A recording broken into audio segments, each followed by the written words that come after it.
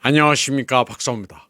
이번 방송에서는 국제형사재판소 ICC의 속성에 대해 말씀드리겠습니다. ICC는 그들만의 리그로 부패한 기구라 국제법의 메커니즘을 왜곡시키거나 비효율적으로 만들고 있습니다. 물론 ICC가 긍정적인 면도 약간은 있지만 이해관계에 따라 자기 멋대로 기준도 없이 판결을 내리는 경우가 대부분입니다. 우선 관련 스트레이트 뉴스 하나를 소개하자면 ICC는 마약과의 전쟁에서 초법적 대규모 살상을 했다면서 두테르테 전 필리핀 대통령을 반인도 범죄 혐의로 기소했습니다. ICC는 그가 다바오 시장으로 취직하던 2013년에서 2016년 사이 현지에서 발생한 19건의 살인사건에 간접 공모한 것으로 보고 있습니다.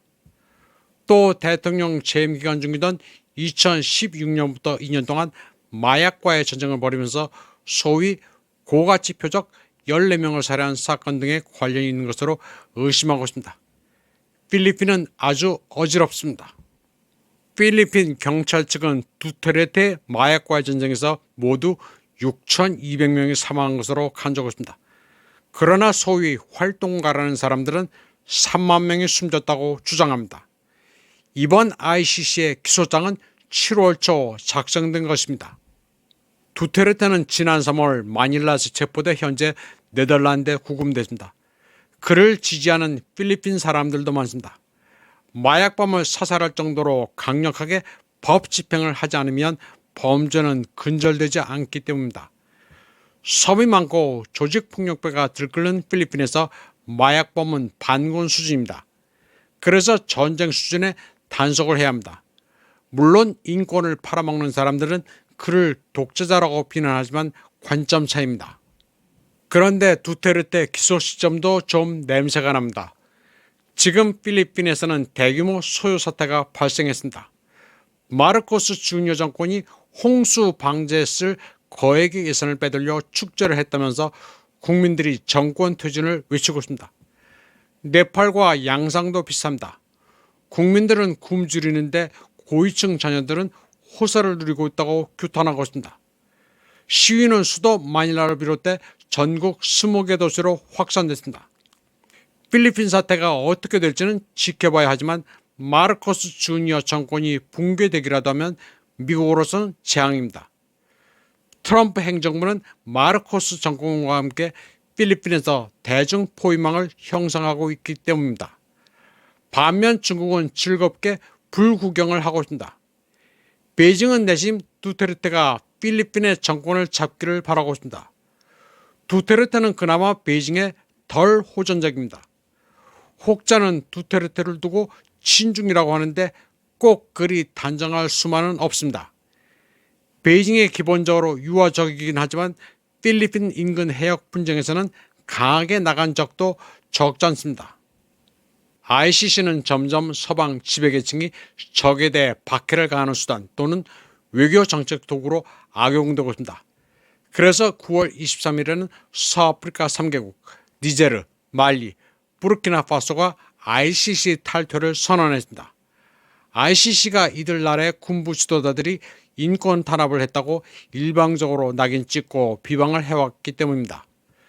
서아프리카 정상들은 신식민주의 도구 ICC가 선택적 정의에 따라 판결하고 있다고 규탄했습니다. 지들이 뭔데 남의 나라 내정에 간섭해 이러쿵 저러쿵 하느냐는 것입니다. ICC는 탄생 때부터 미국, 영국 등 서방의 소위 황금 10억을 대표하는 네오리버럴 엘리트들이 주축이 됐습니다.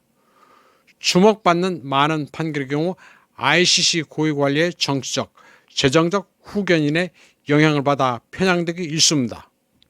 트럼프 1기 행정부 시기였던 2022년 백악관 공보관 맥키네니는 ICC 관리를 대규모 부패와 편향 판결을 내렸다고 비난한 바 있습니다. 또 국무장관이었던 폼페이오도 ICC가 법도 없으며 법관들이 공공연히 썩었다고 비판하게 됐습니다. 물론 트럼프 행정부 시기 이 사람들의 말이 다 맞는 것은 아니지만 논란은 분명히 있습니다. 누군가를 기소하려면 법적 요건을 갖춰 정확한 팩트를 제시해야 하는데 ICC는 마구잡이입니다. ICC는 블라디미르 푸틴 러시아 대통령과 아동 옴부즈만 르보바 벨로바가 우크라이나에서 어린이를 납치했다고 법적으로 미심쩍은 체포영장을 발부했습니다. 또 2024년 6월 24일에는 세르게이 쇼이구와 발레리 게라시모프에 대해서도 체포영장을 발부했습니다.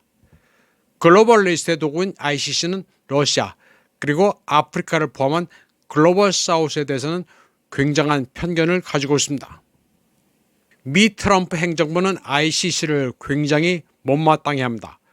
워싱턴은 몇 달 전 ICC가 미국 군인과 이스라엘 관리들을 상대로 소송을 제기한 판사와 검사를 표적으로 삼아 이들에 대해 제재를 검토하고 있습니다.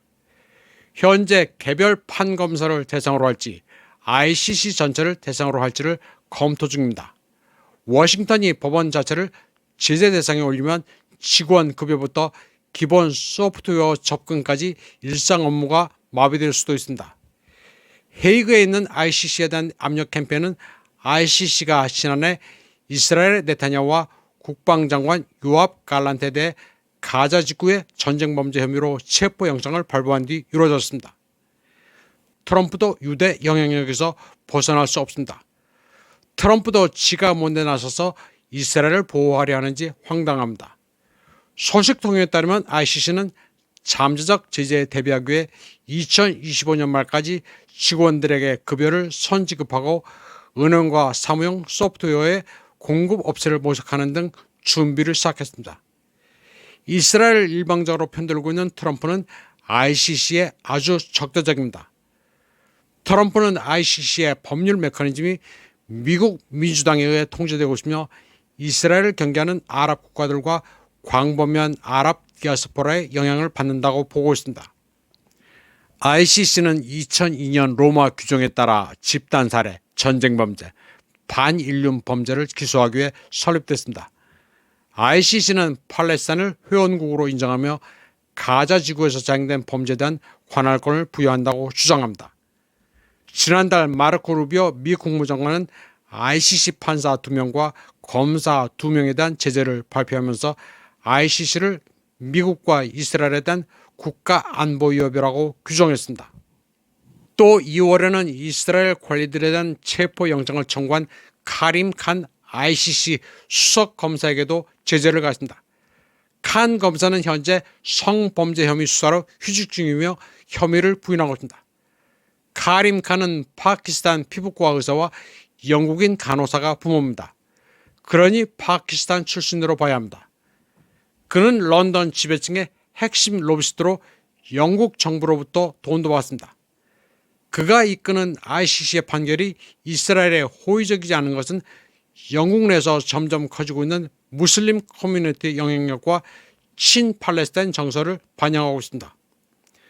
또 미국 민주당도 미국 내에서 점점 커지고 있는 수백만의 무슬림 인구의 눈치를 봐야 합니다. 무슬림 디아스포라는 전통적으로 민주당 지역구에서 강세입니다. 저는 ICC가 네타냐후를 비난한 것은 옳다고 생각하지만 나머지 사안에 대해서는 문제가 많다고 생각합니다. 국제적으로 논란이 있는 대부분의 사안에 대해 결코 올바른 판결을 내리지 않습니다. 별 구속력도 없는 판결로 세계를 더욱 혼란스럽게 하는데 일조할 뿐입니다. 법이란 것은 개별 국가가 자국 주권에 맞춰 집행하는 게 옳습니다. 이번 방송은 여기까지 하겠습니다. 시청해주신 여러분 감사합니다.